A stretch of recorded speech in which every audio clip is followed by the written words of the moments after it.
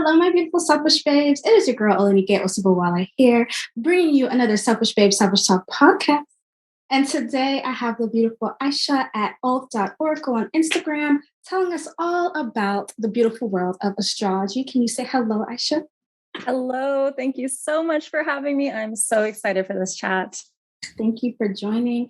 I'm excited as well. I don't think that we've had a podcast where anybody has talked about astrology yet, even though I think it's very important. And you're going to tell us why it's important. And my selfish babes will know why it's important.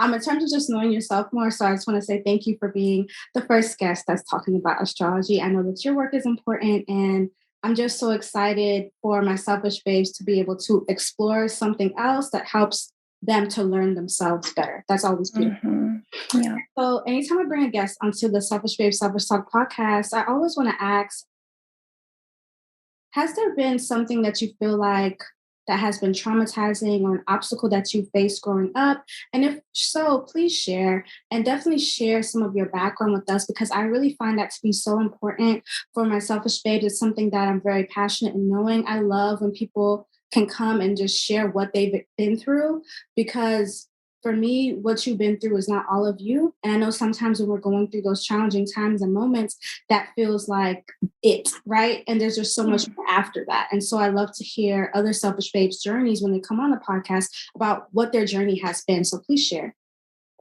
Thank you so much for giving me the space to share that, because my story has been something I really resonate with what you say about we're not our story, because there's times where I've felt very suffocated by my own story, or very, as if it's telling me who I am or what is my worth. So the transformation of that has been a huge part of my life. So it's such a pleasure and privilege to be able to speak about it in a safe space.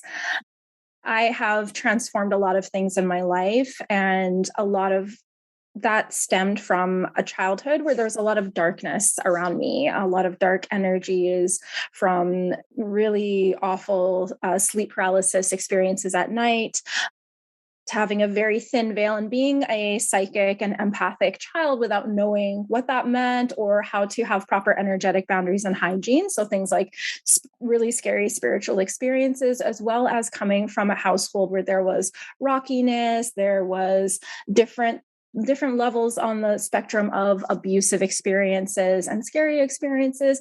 More so actually chaos and instability. And when you're experiencing chaos and instability, or being, alone for long periods of time, not knowing what's going on and not feeling safe, that really teaches you how to treat yourself, or it really teaches you, what to expect. Like, this is the world, this is life. These are the hands that I was dealt. Yeah. We moved around a lot. So I was really uprooted. I really felt a lack of roots whole life. Give us a location. Where are you? A location. So I was born, my family is from Pakistan. They immigrated to Canada in the 80s. I was born in Toronto, Canada. And then when I was 6 years old, we moved to BC, which is the West Coast. So north of Seattle, north of California. And I currently live in BC, and totally in nature, but I grew up in cities. So I was in big cities, feeling instability, feeling chaos, moving a lot, new school, feeling very, very shut down at school. I had all this unprocessed trauma and nervous system things that I just had no idea about. So school just felt like torture. Like, it just felt like I couldn't do anything, just walking around, kicking rocks by myself in the schoolyard, not able to connect with others, because I was just felt like this raw nerve. Like, I felt like this just unprotected, raw, confused, just like ball of kind of like nervous system hypervigilance and things like that. But of course, I didn't know about that at the time. When I was 15 years old, I'll backtrack a little bit. When I was 14 years old, I discovered astrology on the internet. And that was the first time in my life that I felt seen by anything or anyone, even though what it was an article on the internet, an article on a very old website called astrology-online.com. That's like one of the OG astrology websites. And I felt so seen for like the first time in my life. Very strange experience to be sitting at a computer. And to interrupt, I don't even want to apologize for interrupting, but I really just want to have some background clarity. I know you said that you grew up and you felt that you grew up with very dark energy around you. How did you know that? How did you know and sense that you had dark energy around you? And how did you know and sense that you had psychic abilities? Like, take us through that. Like, how did you know what happened? Yeah. So, and it's funny because a lot of this is reflected in my astrological chart as well. And I can't go into all the technical details of that, but, learning astrology really helped me to make sense of this in retrospect. But at the time, my experiences were a lot of sleep paralysis and nightmares. So experiencing kind of like nighttime of supernatural visitations, literally seeing things, feeling things, experiencing things. And psychic dreams and things like that, as well as unprocessed emotions coming up in dreams in very intense ways. So something that I feel now is that, all of us and our parents and our families, we're all human beings. Our parents are just they're children of the divine as well, doing their best. And different generations, especially older generations, they're not getting Reiki all the time. They're not necessarily processing and healing their traumas. So as a very sensitive child myself, for example, my moon sign is in Pisces and I have other very sensitive placements in my chart.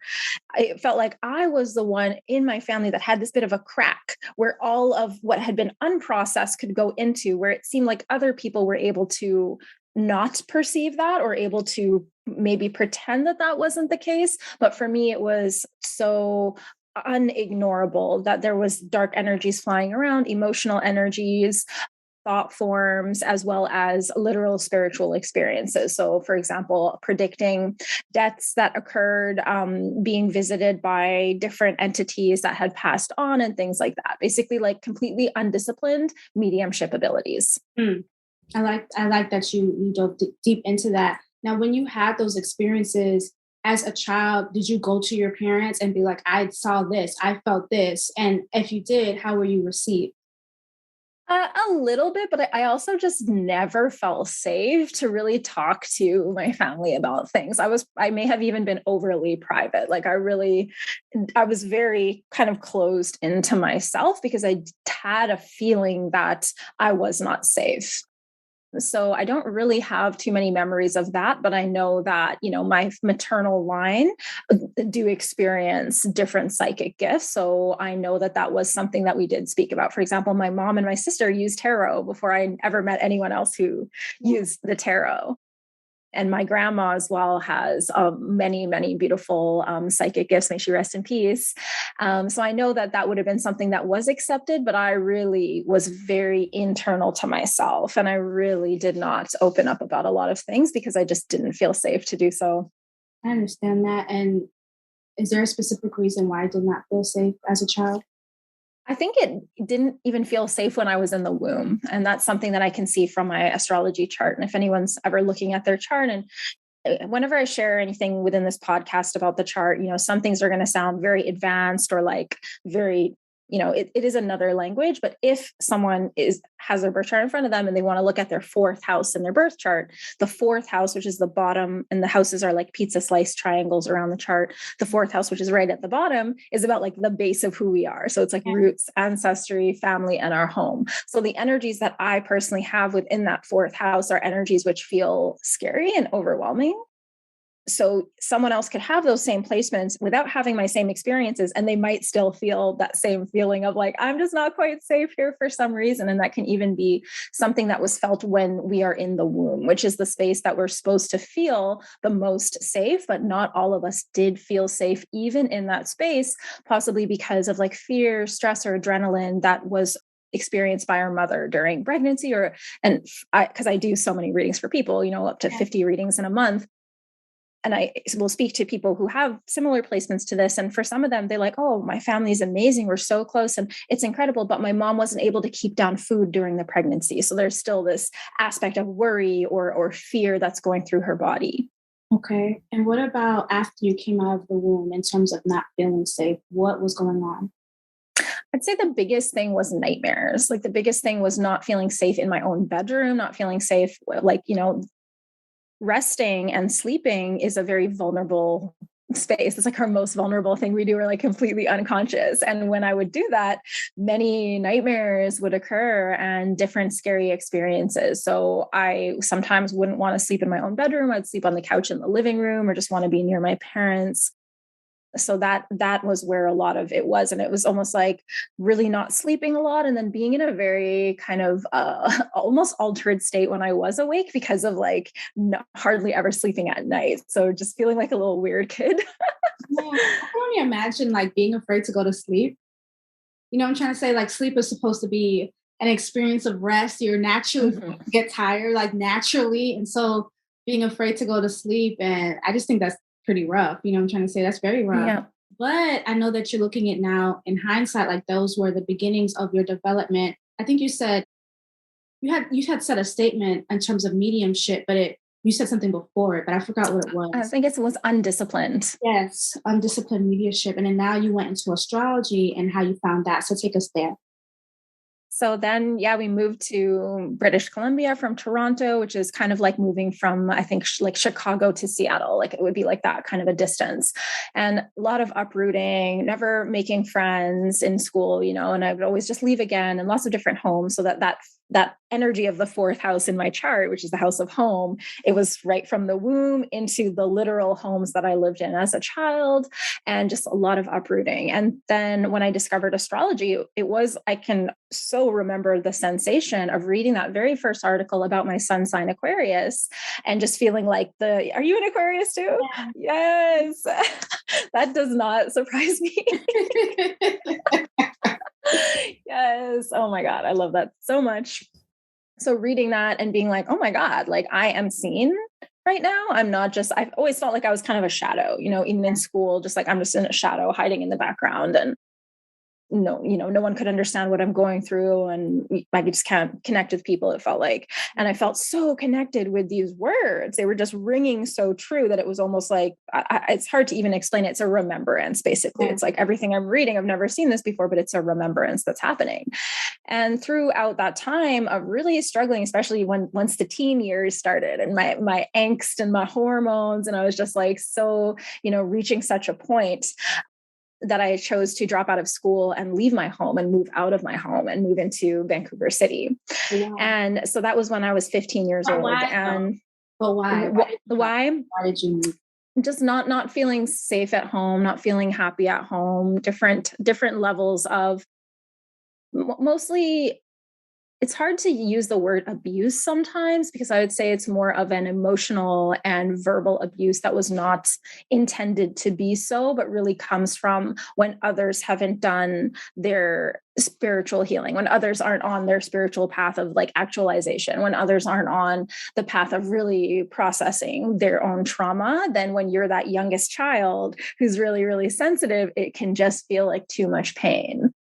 And I really needed to free myself from that and just be free, because something else that was really challenging for me was there is certain collective traumas that exist within the Pakistani culture, specifically around being a woman and doing what we want to do, right? So Pakistani culture is an Islamic culture, and I believe there's so much beauty in the Islamic religion. There's so much poetry in the Sufi poets and things like that, but there is certain just collective traumas that is really complex, really hard to process, and that impacted my mother, my grandmother, my brother, my father. You know what I mean? It's I have a lot of compassion. I really love those people so very much. And everyone really has done so much growth since that time. But at that time, it felt like my very being was a walking sin.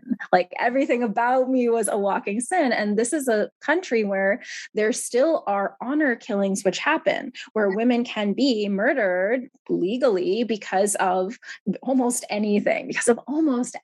And there's this, it's a very like heavy understanding when it's like, oh, if I was being who I am here and I was in a different country, I could be murdered for the things I'm doing, even though what I'm doing, to me, I'm an Aquarius, you know what the fuck it is. Like I'm just trying to be myself. I'm not hurting anyone. I just know who I am, and I'm just being that. But everything, the way I dress, now I have tattoos on my hands. I got a tattoo on my neck. I got a lip piercing when I was like 15. It was like, I was like this walking, just a neon sign of like, I'm a sinner. Like that's how it felt. And I was just being myself. So I had to leave. You went over a lot, and I'm like so intrigued because I like that you brought the culture in, right? Mm-hmm. And how certain aspects of the culture that you may have grown up in there's some aspects that,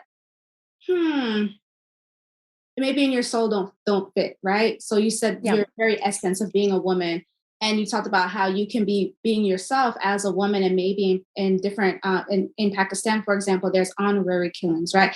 Can you give me an example of what that is? And I know you said there could be a multitude of things that the woman can do, but just give me one solid example. And what is an honor killing? Like, what does that look like? You know, I know some people may sound like Oof. graphic, but like, what is that? You don't mean. Yeah, so there's a lot of it's almost like so many different cases, but one real life case, because my mom actually has a blog about this, where she actually, because she can write it in English, where many people they're not actually aware of what's going on in Pakistan, because it's not news. It's not news, normal. It's just normal. It's not going to be on the news, right? But she receives like the actual news in Pakistan, and she will actually write this on a blog and share certain stories. So it can be from things that's very, okay, someone like has premarital sex, or they cheated on their partner or something like that. That would be something that seems like very, very, very justified. But then there's also other situations that are really just like, oh my God, I can't believe this happened. So I'll share a real story that happened. I don't know the names of these people, and I just say this with so much love and so much honor and so much, privilege to be able to actually share the story, and may it spread an awareness that helps the healing of these paradigms. But there was a story of two young girls, maybe in their teens or 20s, and their aunties. The two young girls had these men that they were in love with. So there's arranged marriages, and there is love marriages. And love marriages is when you marry for love, and arranged marriage is when it's arranged. So they had these men that they were in love with. They, no premarital sex or anything. They're good Muslim girls and following the rules that they choose to follow. And their aunties were helping them communicate with these partners so that they could get married. Everything according to how things are supposed to be. Like, you get married first, and then you're able to like be with this person and things like that. So they were trying to actually do this very much in alignment with what the rules and structures were. But because that was not an approved marriage, the aunties and the girls and the aunties were all killed, and they were actually buried alive. So I have a question. Why wasn't it approved? The parents didn't like the selection? Not sure. It might have been the family that they come from. There's a lot of classism and things like that. It might have been the family that they come from. I don't know all the details, because it can literally be almost anything. It can literally be almost anything. Okay. Because I'm like, okay, did they actually get married, or just they're... No, I don't think they did. Okay. And so in terms of the honorary killing, buried alive, as in they're alive, maybe tied up, put into a hole, buried, and nobody's going to come. No one's going to come. And there's no repercussion for the person who does that. It doesn't have to be done in secret. Can only men do these killings? Yeah, pretty sure. But that being said, I'm definitely not an expert in these things, because I'm someone who was born in Canada, and it's hard to even look at these things. And if there are Pakistani people that are listening to this, it can be very hard to look at certain things about our culture. And I think it's really important to find what is beautiful about the culture, so that we're still coming from a space of love, and coming from a space not of rejecting the culture, but coming from a space of believing in an evolution of that culture, and believing in a healing of that. Yeah, I really like that perspective, because I too agree with that. I think so I come from a Jamaican background, and I mean, I can't think of anything off right now, but when I look at other cultures in general, I like global cultures. I like learning about different cultures, different people. There's certain things about certain cultures I'm like, oh, that's so good. But then there's certain things I'm like, I don't know if I agree with that. Can we? Because I feel like it suppresses women. It's a lot of it suppresses women. And so I'm just like, I'm careful, because I'm just like, well, is this innately the culture, or is this innately the culture and there's patriarchy added? You know what I'm trying to say? And so if there wasn't patriarchy added, what would the culture be? And I feel like what you said was so beautiful, which is about the evolution and what that could look like. And I know as Aquariuses, we're like change makers. Yep. So even you talking about how, you just want to be yourself, but innately in your culture, some of being yourself is looked down upon, and maybe in that country you could get killed. And so I can definitely understand how that could be tough.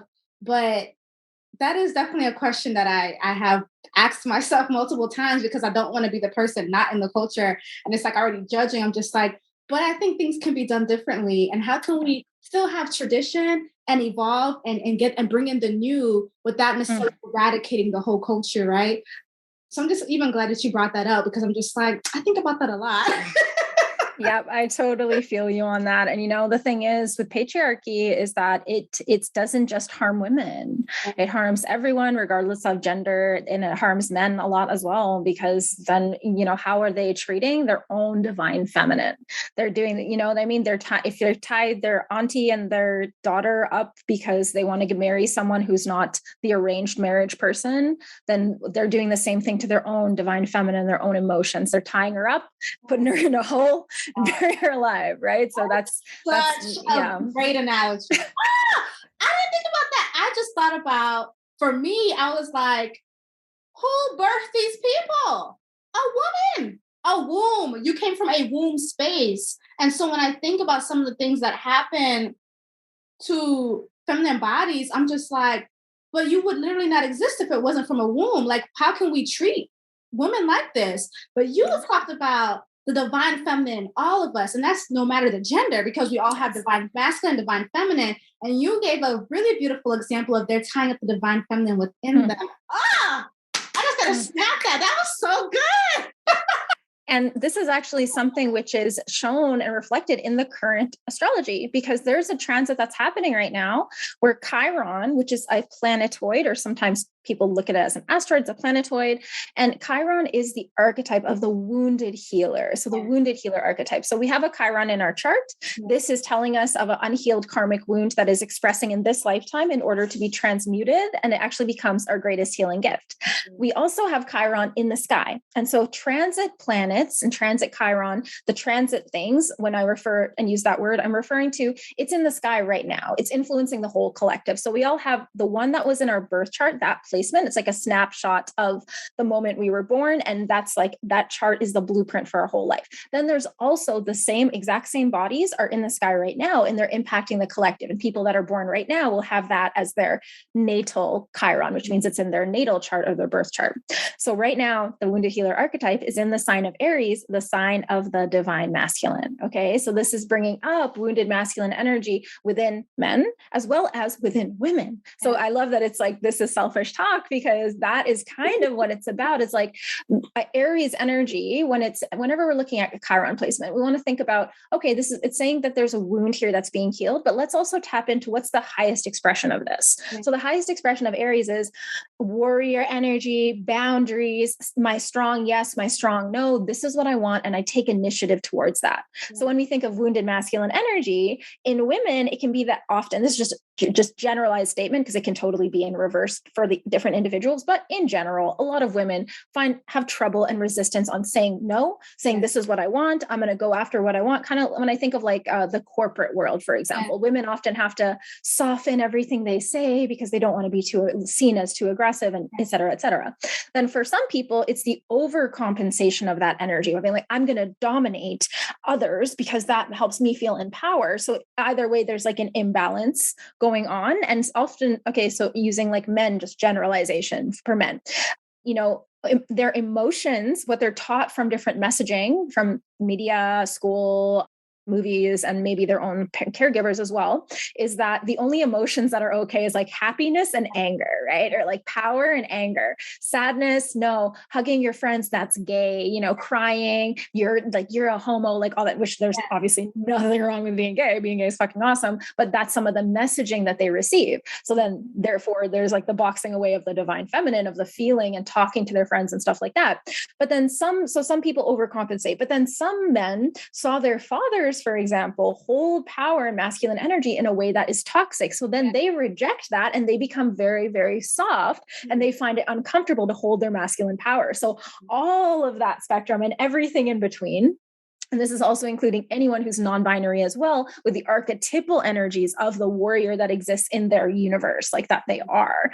It's about bringing it into balance. We can hold our power, our boundaries, go after what we want in a way that is never dominating over other people and feels really authentic and right for us. So that's happening right now. And like, it really coincided with like the Me Too movement. It really coincides with more and more men's circles popping up and like men's like spiritual circles and things like that.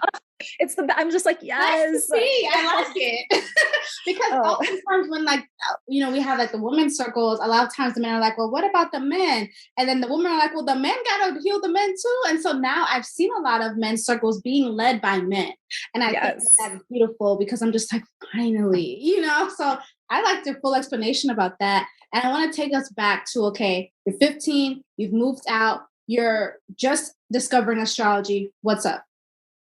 So yeah, reading about astrology. And I love that, before we started recording, you were talking about how like the energy and the medicine of this podcast is around like selfishly loving ourselves or loving ourselves selfishly through spiritual practice. That pretty much describes what I was doing. I was just looking at my chart, reading my chart. I wasn't trying to learn to read charts. I was just literally trying to understand myself, my crazy life. Why has it been so hard? Why does it feel so fucking hard? And just coming back again and again and again and again to my chart, which is looking at myself in a mirror. That's what it is when you start to understand the language. So I was just kind of like being obsessed with myself in a way, just like, what does this mean? What does this mean? What does this mean? And just deeper, deeper, deeper. And I still look at my chart like every single day. And I'm 32 now. So that was, I think around 18 years ago that I began this journey.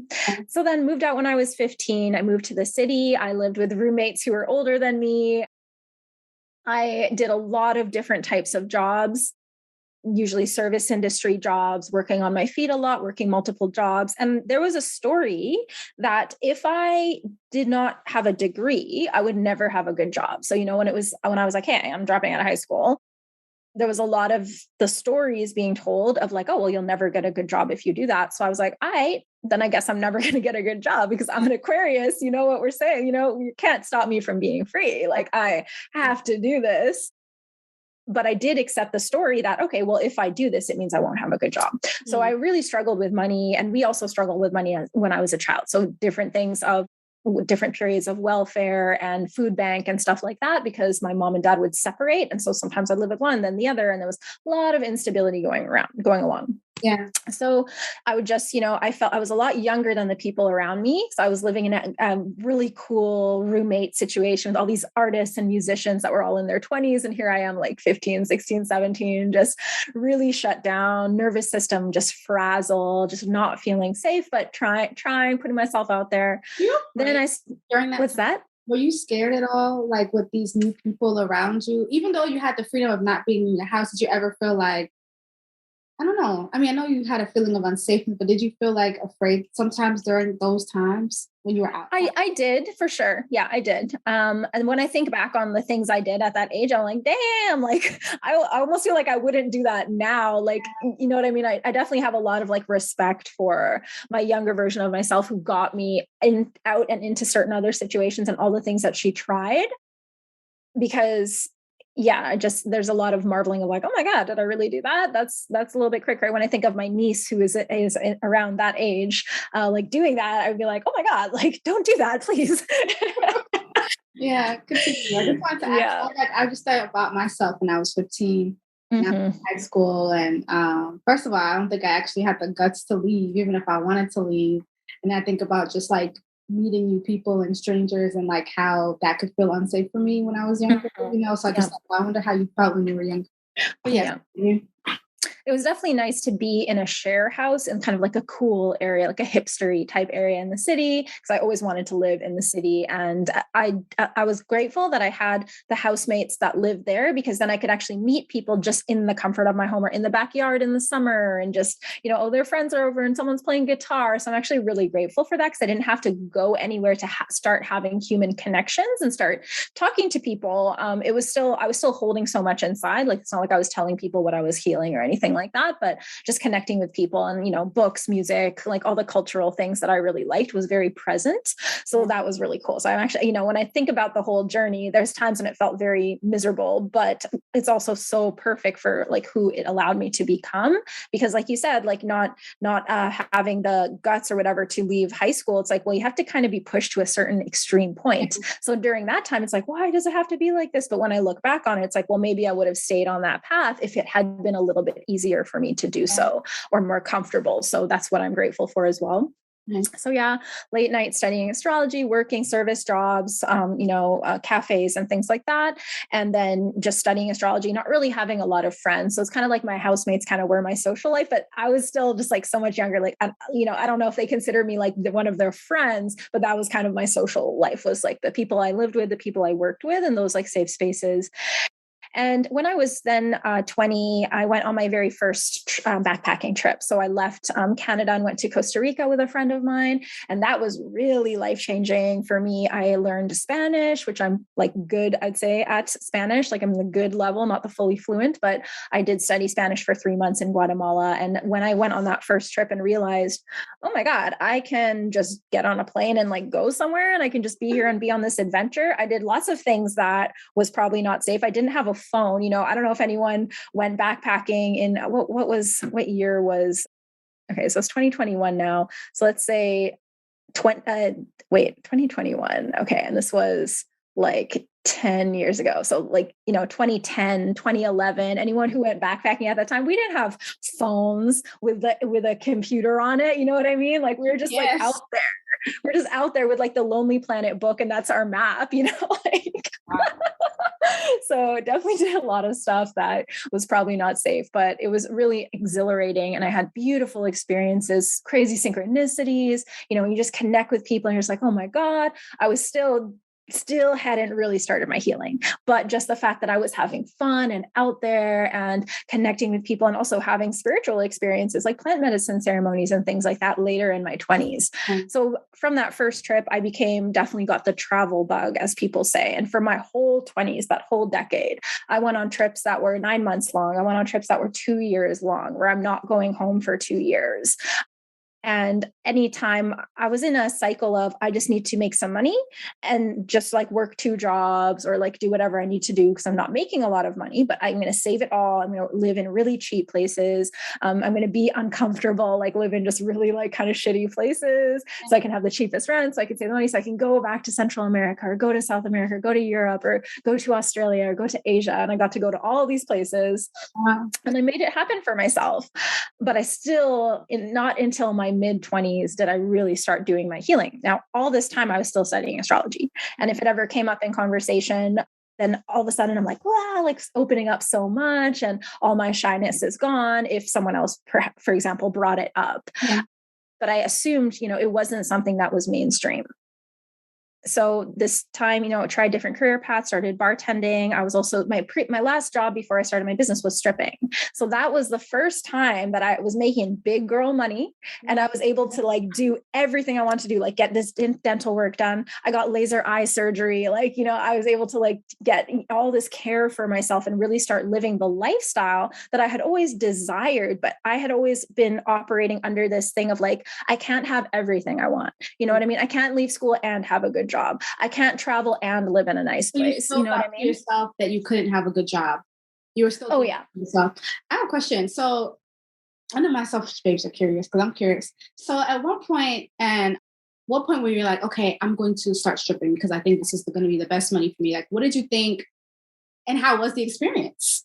So in 2017, I moved home after being gone for 2 years. So I had been on a massive trip from like Central America to Australia to Asia to Europe to back to Central America to California. And then I was actually dating this guy, younger Australian man in California. And he was like, come away with me. And then I realized just something landed in me, because before that, my previous relationship before that, like younger Australian man, was a totally toxic, like just train wreck, just awful relationship, substance abuse cycles, fighting, just one of those couples that it's like, you guys are a fucking disaster. You know what I mean? Okay. Like, it's just like, this is not good at all, like totally addictive cycle. So I was really in a recovery from that. And in that recovery, and I was once again in Costa Rica, even though this was like years later than my first trip. So I was in Costa Rica, had this terrible breakup. I went to a spiritual community where I did a work exchange, and I stayed in the spiritual community.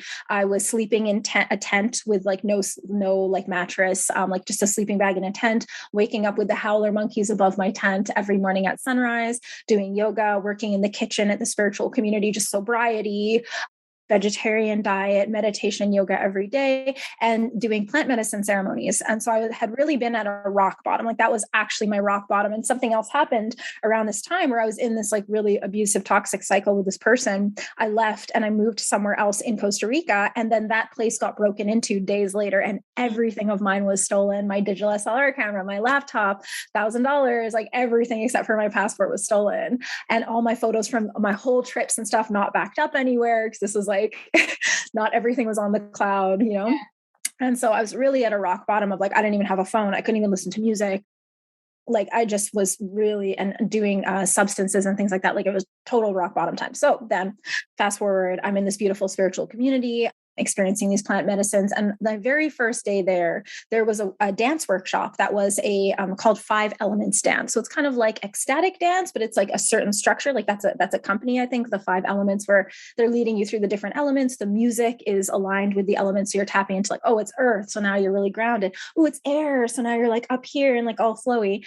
And for the first time in my life, I was having this crazy breakthrough with dance where I was, and by the way, this was in the jungle, right? So I'm in this beautiful wooden kind of yoga shala, but I'm facing the jungle. I'm away from everyone else. And I'm just out. And I was dancing for spirit. Like I felt like I was in this like spiritual experience, and I broken through something that had always restricted my dancing in the past, because I was a party girl, right? So I loved clubs and festivals and I would party, but there was always a restriction on like, it can't be too big. It can't be too much. It's got to be sexy. Keep it down, keep it, like certain, just restricting the actual raw expression.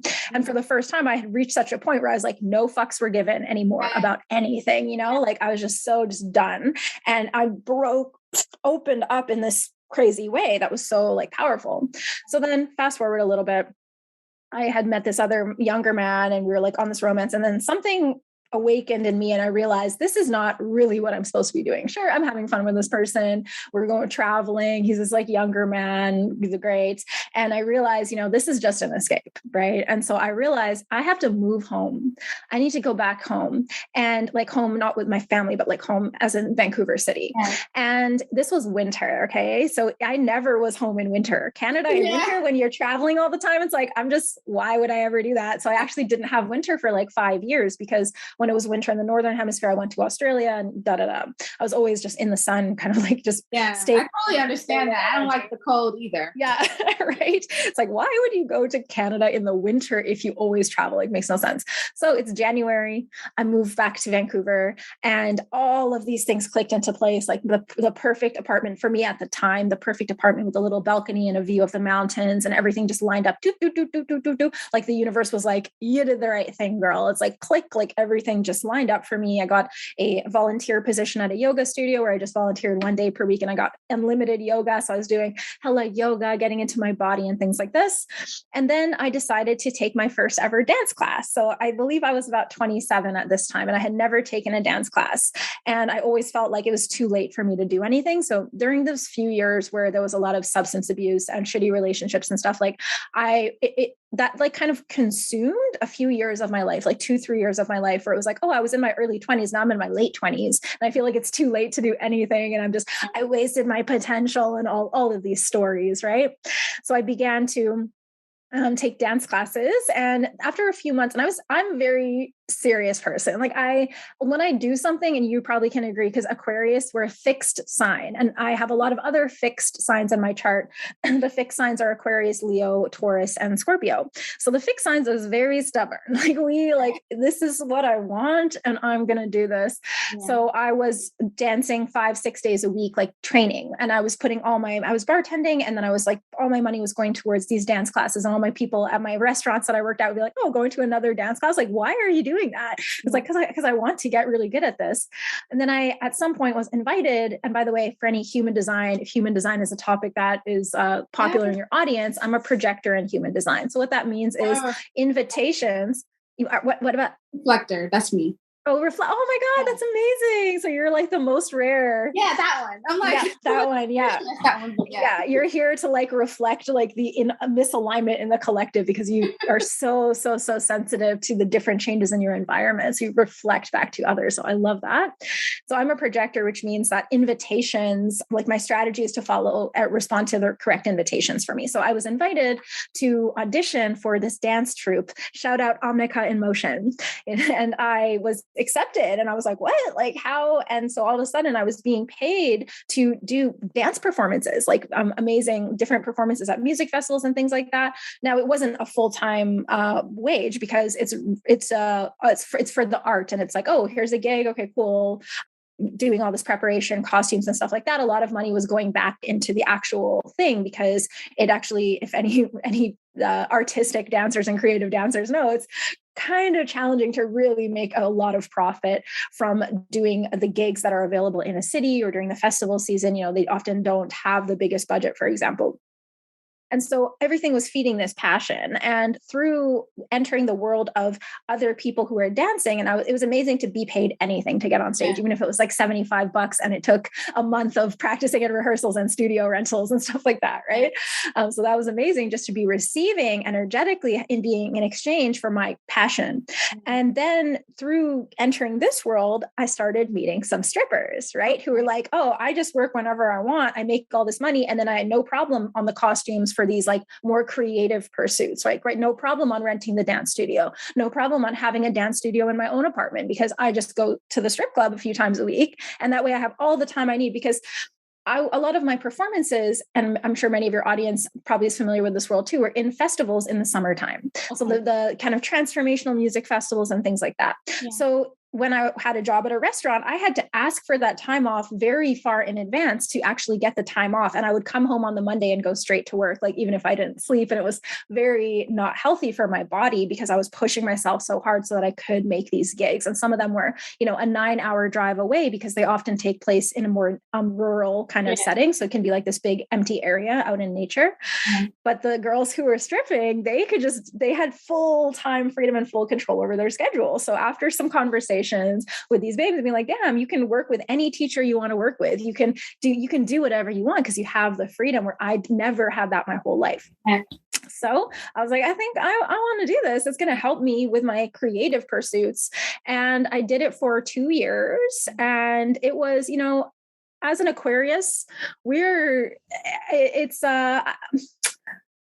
I'm really grateful for that time. And it showed me so much about like my capability, money mindset, energetics of money, receiving, having the lifestyle that I wanted for the first time in my life, where I'm really wearing what I want to wear, buying organic food, getting all the health things that I need and stuff like that. But at the same time, it wasn't a good fit for me, for my energies.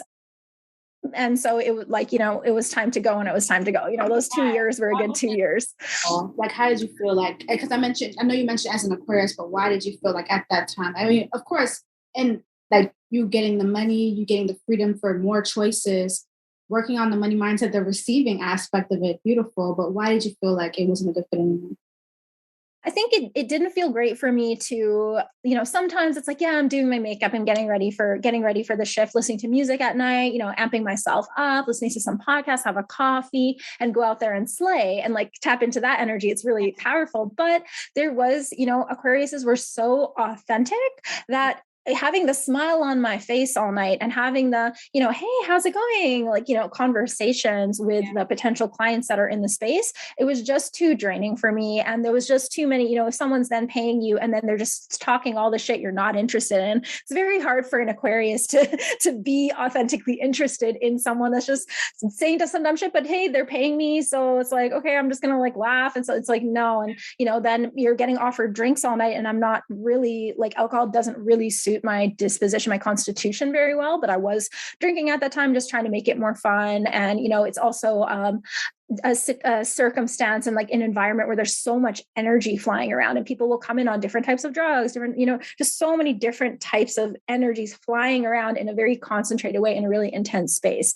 And I have experienced social anxiety. And so it's like directly bringing me up against that like many nights. So the thing with and it's in different all over the world, but the thing with like my experience of it was you can work whenever you want.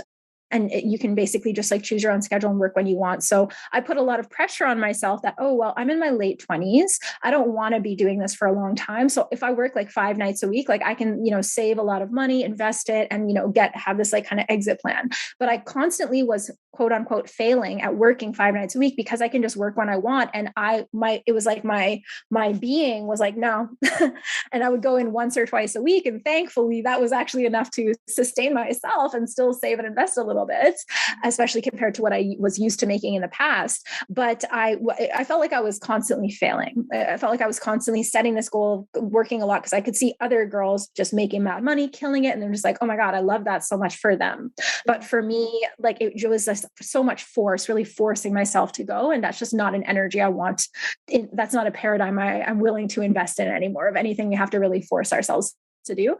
So many great experiences. I actually had some really great positive experiences of that world, but I definitely will never go again. And so then it was the beginning of 2020, January. And pretty damn recent. Yeah, that is pretty recent. Yep. So totally. Yeah, it's pretty recent. And so at that point, because I was making money, I went and did an amazing dance workshop in Los Angeles with Galen Hooks, who's quite a famous dancer. And it's, quite a like more of a high ticket like dance experience. Went to LA, had this amazing trip, training with like these top teachers that I've been following on Instagram for so long and stuff like that. So I was like, yeah, I'm free to do this.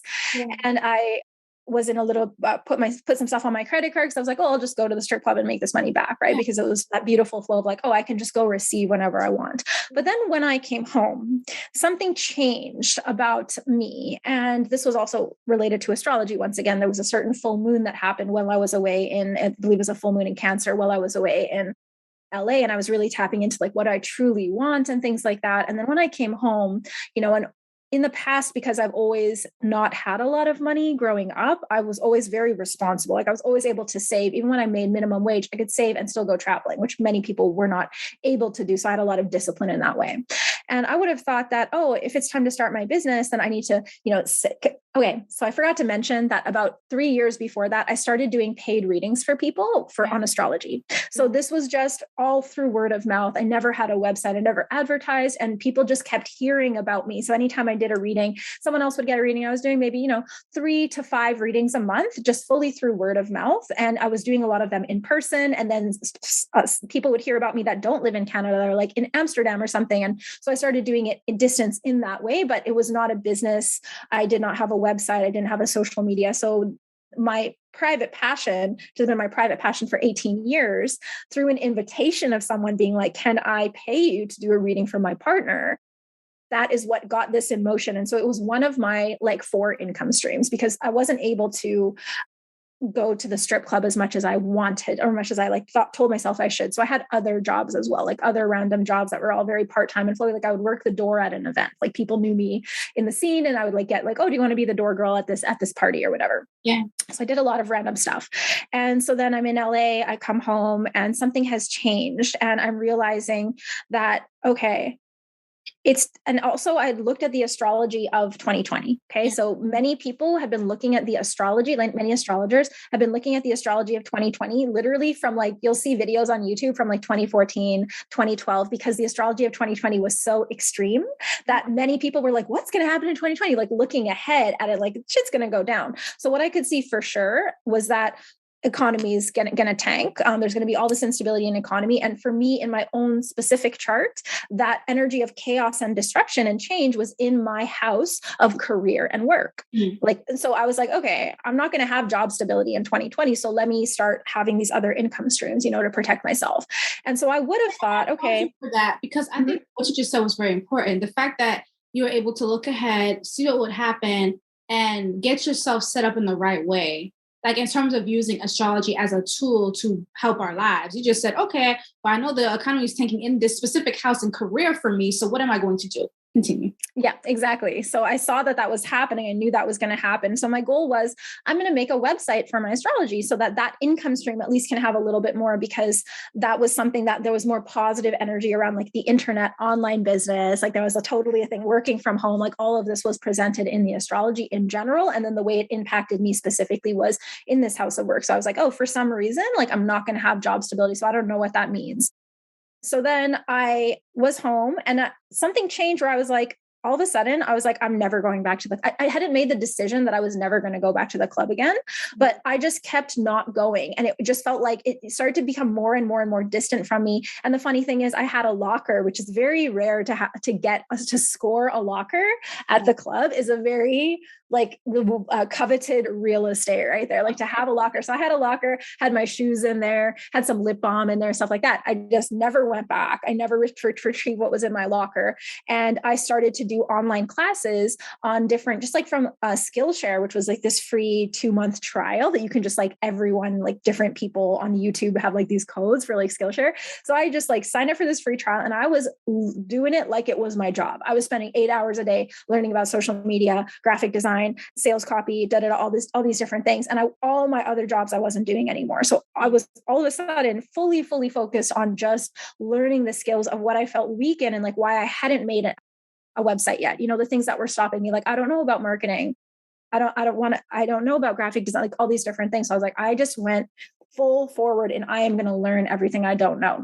Then I launched my business in March 20th of 2020. And that was another astrologically informed date that I could see. I could have started my business in January, but I saw that date was when I wanted to start my business. But in that preparation time, even though I was in debt and I was very uncomfortable with that insecurity because I came from financial instability all my life, I didn't want to have this debt and not have any income come through, but I could feel the rightness when I was sitting down and doing my studying and work. I could feel this flow it was taking me on this flow. And it was just felt so, I was just trusting what was happening. Yeah. I started my business in March.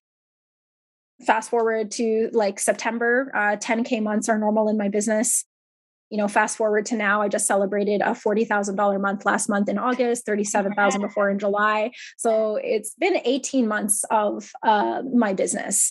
And when it was ready, when the fruit was ripe and it was ready to be picked, and I saw all of the confirmations mirrored in the transits in my chart, and I just knew almost like my whole life had been leading to this 18 years of studying and all of this kind of fuckery and lessons and just so much that held in that 18 years. And then when it was time to start the business, it was just everything from the past made sense.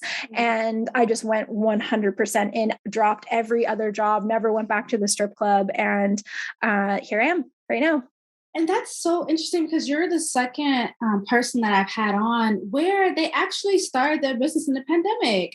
And it's been very successful for them, very successful for them. Yeah. So when you said, you mentioned January 2020, I'm like, okay. And I'm like, oh, wow, this is pretty fresh. This is pretty fresh. That's amazing. That is amazing. And I loved how you took us to the journey of the different points in your lives and the highs and lows and even the noticing of I'm feeling a shift for myself internally and even with the chart, and I'm going to go with that flow. And now going with that flow, you do astrology full time, right? Oh yeah. I've been full time right from the start, and I'm really, really grateful for that.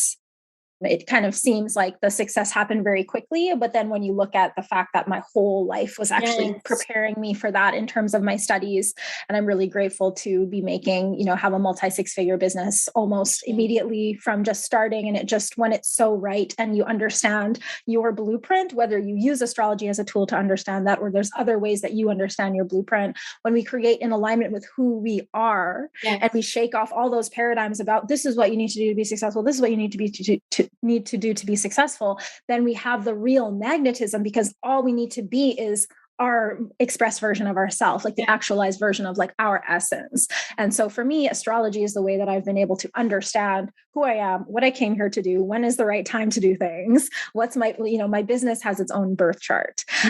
Wow. I look at the transits. I work with the transits with my clients. And then every new and full moon is like this very, very specific manifestation portal, not just in, oh, it's a new moon or full moon, but it impacts your birth chart in a specific way. And that is telling you what is the opportunity to be created in that moment. I like that. First, I want to ask, what is the name of your business? It's Oath Oracle. Okay. And then what do you provide? What do you provide for the people? Just because I know my SelfishBabes are very curious, and I know I'm going to have it linked below, but like, what are all the things that you provide?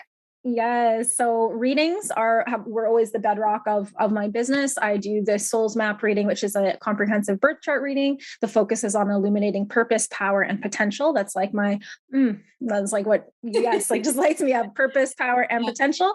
And then I have the Soul Wealth reading, and that's more focused on business, right? So it is a birth chart reading, but we're going to be looking at wealth codes and literally business strategies that align with that person's energetic blueprint. Because what I saw was that people enter the business world and they try on all these strategies and they learn these things from people. But like, if it's not aligned with your blueprint, it doesn't matter if it worked for someone else. Yeah. So I really saved a lot of time for myself by using that as a filtration system of like what I will try and what I will know is not actually aligned for me. So because I'm a very strategic person and I really went hard in learning strategy, I realized that was one of my biggest superpowers for clients is I'll give you the strategies based on what I see about your energetic blueprint, because that's going to be far more effective. Yeah. So those are one-on-one readings. I also have 5-month coaching containers, which have very limited spots for business coaching, weekly calls. I have a membership, which I am obsessed with. It's the Creatrix Moon Coven. And this is a business witch space where we do manifestation rituals and a full astrology workshop at every new moon. The full moon, which we are at the time we're recording this, the full moon is actually like day before yesterday, the full moon in Pisces, really powerful release. So we do the release work of what no longer serves, and a very, my approach is quite masculine, because astrology is actually quite masculine. I feel, because it's taking the mystery, which is the feminine, and it's categorizing it in a very like, this means this. So that's, I bring a lot of that into my sessions, but then we also will do rituals together as well. And then we have a third call every month, which is my business transmission. So this is where we do business coaching, and it's so fucking fun. It's the most diverse community I've ever been in. We have over 110 members right now. And it's just like one of my favorite that just feeds my heart so much. And I have other workshops such as the Path of Becoming, which is all about the North and South nodes, which are the nodes of our past life karma and future destiny. So really, really super powerful topic, as well as Chiron Alchemy of the Wounded Healer. So that wounded healer planetoid that I mentioned before of, an unhealed karmic wound that's expressing in this lifetime in order to be transmuted to its highest power, which is actually our greatest healing gift in this lifetime, in this incarnation. So those are some of my offerings. There's other workshops in there and things that I'm launching in the fall. Website? It's oathoracle.com. And I'm really active on Instagram. So that's where I have a lot of, I'm very, very active there. So I recommend following me if you resonate. If anyone that's listening resonates with my work. Yes, please follow Oath Oracle. You know what? I thought that was so interesting what you said just about, first, I thought it was interesting that your business has a natal chart. You said that, right? Yes. Yeah. I think that's interesting. I love that. And then the fact that you use astrology in your business to help you strategize in the way that works for you. And how you talked about there's a lot of different things that we can do, but they may not work or fit for us. And you may see that somebody else does something and they're successful in that, but that doesn't mean that's the best way for you. And before you had talked about the energy of forcing, right? Like I was having to, like in terms of being an Aquarius, like not the forcing thing is not a thing for us, right? And so in terms of a SelfishBabes that may be interested in business and astrology, how do they use that, as a tool for them to grow their business the same way that you've used it to grow your business? Yes. So in terms of using astrology for business, first we want to understand our own chart, because it's awesome to understand the chart of our business, but we really want to know who we are first in terms of our astrological placements. I have a free PDF that people can download where you can basically have it open next to your chart and cross-reference certain things. So this covers the basic archetypes of the houses, signs, and the planets. So that's something I invite everyone to download. It's free.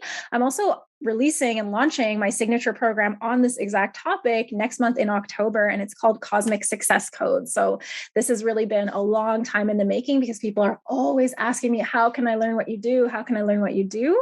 And so it's very powerful to be sharing this and speaking this to you right now, because it really is the culmination of everything I've done so far and how I've done it. So aside from that, it's really a journey of learning the language of astrology. So people often ask, what's a book I could read or something like that? And there really isn't just one book. It really is kind of a relationship. It's a language, and it's ultimately a relationship with yourself of learning all these different aspects of you. And so a way that I see it, and that's kind of the premise of my work, is we are all a universe. The different placements in our chart are the different archetypes that live within our universe. Every single one of us has a Mars placement. So that means every one of us has a warrior. But based on the conditions and placement of Mars, the sign that it's in, the house that it's in, and any aspects it has, your warrior is different from my warrior. Yeah. When we understand how our warrior is supposed to express in the healthy way in this lifetime, and we understand that about all of the archetypes, so the moon placement, the sun placement, the Venus placement, when we understand that and the different aspects of our unique universe are expressing to their highest potential, we're in flow, we're collapsing time, we're manifesting like fucking crazy. It's 11:11 all the time, like synchronicities left, right, and center, like we're actualized. It's the instructions on how to actualize. When you're an actualized human being, things like business and money is easy. Yeah. Right? Because you're just being yourself. Yes. In the container and structure that you've created of business. So that's, having that perspective, I think, is really helpful as you go and learn who you are, because sometimes people will begin learning about their placements and feel like, oh, I wish I wasn't this, or, oh, this is this. And feel it's almost like judgment and disappointment. It's like, no, there's no such thing as a bad placement. There's no such thing as a good placement or a bad placement. We chose the placement of our chart because that is the conditions and the journey we're meant to go on that could take us to our highest potential and purpose, should we choose to walk that path. So when we see that we chose every single part of our chart, and we, instead of wishing, oh, I wish it was this instead of this, like as if it's like a random roll of the dice, it's not like that. It's more like, why did my higher self choose this for myself? Yeah. Getting curious about that, and then understand that everything in your business gets to also be in alignment with all of what you are. Yeah, I like that. And I always tell my selfish babes often, the tools and the people that I bring on that share these tools, which is why I just always thought it was very important to talk about the spiritual aspects of different things, have helped me really become who I am, have helped me navigate my own life. I've had a natal chart done before. I haven't had one done in a while, which is why I want to have another one and can book Ayesha. Okay, so having with my next one. But my thing is, like, all of this is very helpful to my life. And I say this and I talk about this often because I know for me, growing up in a Christian home, it's not something that was talked about. It wasn't something that was explored. Some of the things or even the guests that I've brought on, some people may come from the perspective, oh, that's not from the church, so that's demonic. And so for me, I really love to bring women on and people talking about these tools they use to help navigate their own lives. Because for me, first of all, I think it's only beneficial. And I think that some people are born with some amazing spiritual gifts that they came to share with the world, and you can help so many people. But some people may still have some walls up or some ideas of what these things may be, and the idea that certain things are inherently evil, and so they don't ever explore it. And so when I have my guests come on and talk about these things, it's just to help open up the minds of some of the selfish babes that may have grown up in a similar situation as mine, and now they're more open to it. Like even in my Selfish as Fuck Academy, I'm always talking about, no, get the reading, of course, from a trusted person, right? And I even know you've had the issue of some scammers on Instagram. I've seen it hugely in the Instagram community now. So I'm gonna let y'all know again. Okay, Selfish Babes, listening. Ain't nobody gonna reach out to you to ask for a reading. Okay, you will reach out to the person. You are not like, they're not going to reach out to you. If a person is reaching out saying, hey, I really want to give you a reading, I really want you to pay me for this reading, that's a red flag. You approach the person, you book the person. They're not going to reach out to you. I want to put that PSA because I know some of my selfish babes have experienced that. I've seen a lot of spiritual people in the community experiencing that. And it's like these fake pages popping up that look exactly like the fucking page. Yes. And I haven't had it happen on your page, but there was another person I was interviewing. I literally followed her real page, right? She followed me back. Then her fake page followed me like an hour later. I screenshot and I texted her. I said, girl, look at the fake page. I'm just like, Yeah. damn, these people getting smart.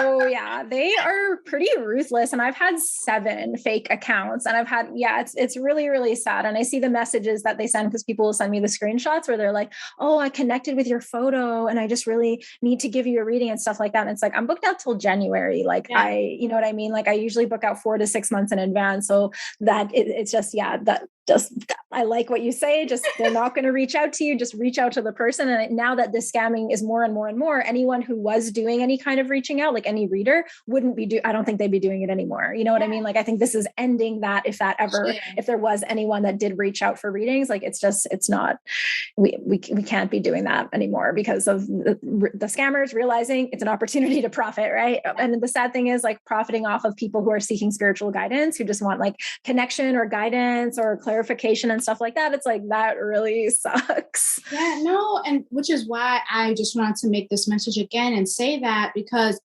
it's people like that turn people off to it. It's people like that may give people such a negative view on the spiritual community, or the energetics or the metaphysical world, and really put it down. I think we're really in a wonderful time where the unseen world can be so beautiful.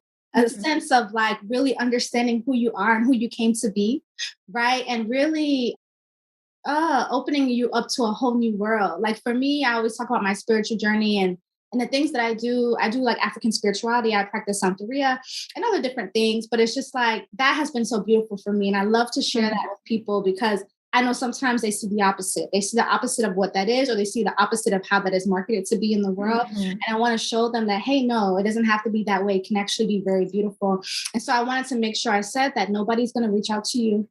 You have to do the reaching out, because for me, these spiritual duels have been wonderful for me getting messages from my ancestors, me knowing certain moves to take, or knowing that I'm guiding in the right direction. That helps me to continue going. And I know that there's a selfish babe listening, where it's just like, sometimes you just need that one sign or more clarity on where you're at and who you are, to know, okay, I'm going to keep going in this direction. And that's okay to have, which is why I'm saying that some people are really spiritually, like beautifully spiritually gifted. And I know that they came to share their gifts. And I want to make sure that people know that there's an opportunity to exchange, right? Somebody can share their gifts, gives you a reading, and then you can get clarity on your life. And I know, Aisha, you haven't talked about it yet. You talked a little bit about it when it comes to money, but I know you have a passion about money. Can you go more into that? Yes. So, I spent all of my childhood and most of my 20s in like basically bordering on like true poverty, like actual poverty, food bank, not having enough, a lot of instability. And it's funny how sometimes we can judge when others have money as being all about the money. But actually, when we don't have money, we're also all about the money, because the choices that we make are limited. The options that we have before us are limited based on our finances. So the clothes that we wear, the places we go eat, the groceries we get, the place that we live, none of it is truly like what I would truly choose if I could choose anything. It's all actually based on financial limitations. And that was what I really experienced. And because I love traveling, I learned how to save, but I just never had a lot of inflow. So I had made a lot of sacrifices. And I really, if I want to do this, I just have to sacrifice all these other things. And through, especially during that stripping chapter, for the first time in my life, I just had the money to make the choice I truly wanted to make. And I learned so much about myself through actually being able to make the choices and be where I wanted to be, adorn my temple in what I wanted to adorn my temple in, start eating all organic foods, taking better care of my health. And I became more of who I am through having that power. And this also is something I want to say to what you were just sharing before about how we can have these judgments on like esoterica or astrology or the unseen realms as something which is like demonic or evil. And what came up for me when you were saying that is knowledge is power. And it's up to us to use power and wield power in healthy ways. It's the same with money. Money gives us power because money gives us options in what we can choose and what we can contribute. It amplifies who we are. So what we do with that power, that is up to us. And as a woman of color, I realized there's so much programming and different things that we specifically experience in being literally oppressed in different ways. And being literally, a lot of messaging is given to us. We may be the first person in our lineage in a long time, perhaps, who has been able to make their own wealth, for example. if I think of women in Pakistan, they are almost viewed more as property than someone who can have their own wealth and their own power and do what they want to do and do everything they want to do without needing the support of their husband or something like that. So for me, unraveling that and reclaiming that, as well as reclaiming my desire to have money, where before there was a judgment on that. It's like, I want to make money just because I want to go traveling and it's not really about this. And I don't want to seem superficial. But then I started to realize that the more we are able to make the choices that we truly desire from ourself, from our essence, we are literally actualizing more into who we came here to be. And so then it's crazy because when I was stripping, I used to think I'll never make this much money again. So I better go work a lot. I better save a lot of this and invest, because I was in my late 20s and I didn't want to be doing it for a long time. And now I make way more than I did when I was a stripper. Yeah. And it's crazy because money is a natural byproduct of living in alignment with who you are. And for me, the way of understanding that just made sense to me was astrology, because it's like I'm literally looking at myself. I'm looking at a language of communication with my higher self that I'm in communion with.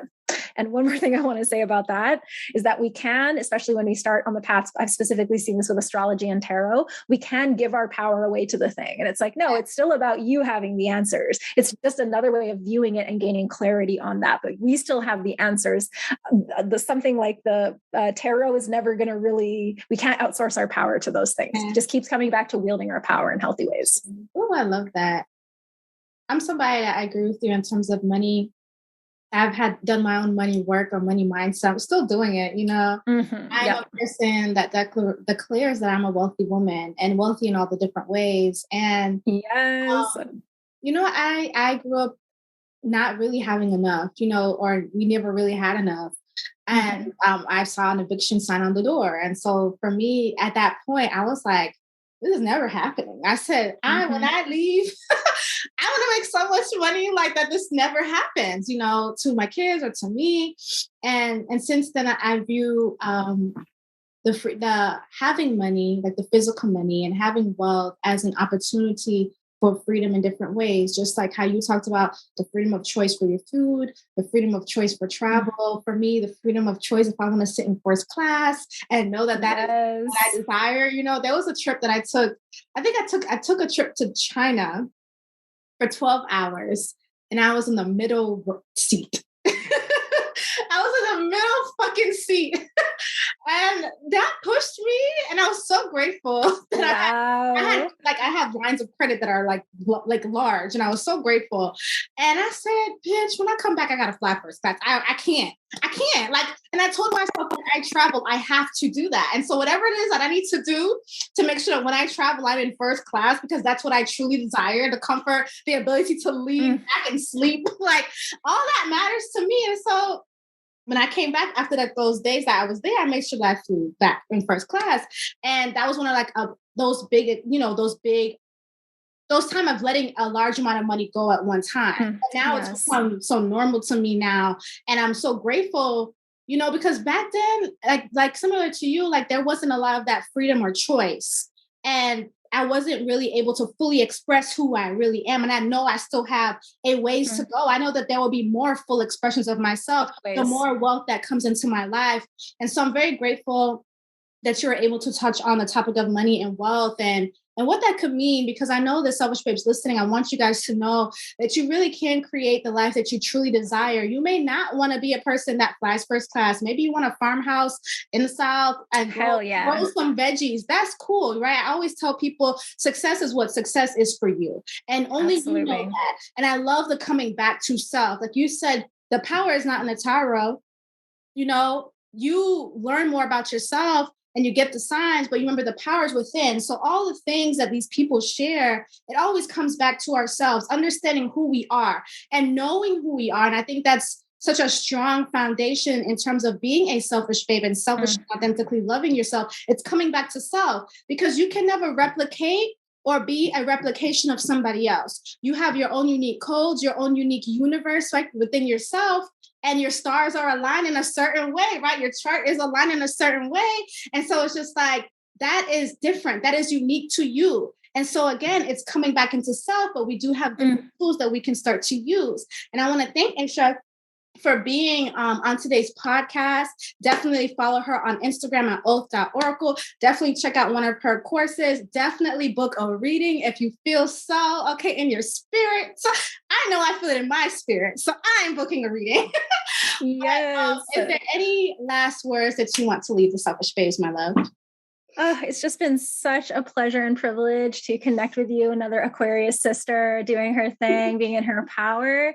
And I just want to share that I believe each and every one of us has our unique purpose, power, and potential. And that's, I believe, what all of us deeply desire is to be on that path. And just like what you said, we can never replicate others. And any time that we spend doing that, we're energetically investing in something that's not going to bring us that true fulfillment. And often I live most of my life holding a shield up over who I really was. And all the energy that took to hold that shield was my own creative life force energy. And that is the true wealth. The true wealth is our time. It's our energy. It's being fully alive in our bodies. And so for me, what I'm so grateful with astrology for is helping me fall in love with myself. And I believe when we live in that state of being in love, other things come a lot more naturally. So even when we're in a space where our external reality is not reflecting the wealth of our energy in this moment, trust that it will when you keep realigning and readjusting and learning more about yourself and uncovering more, and then taking the inspired action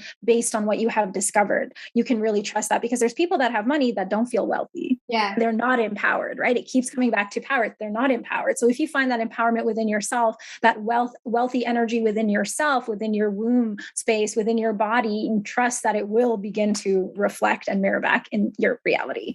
It is the truth.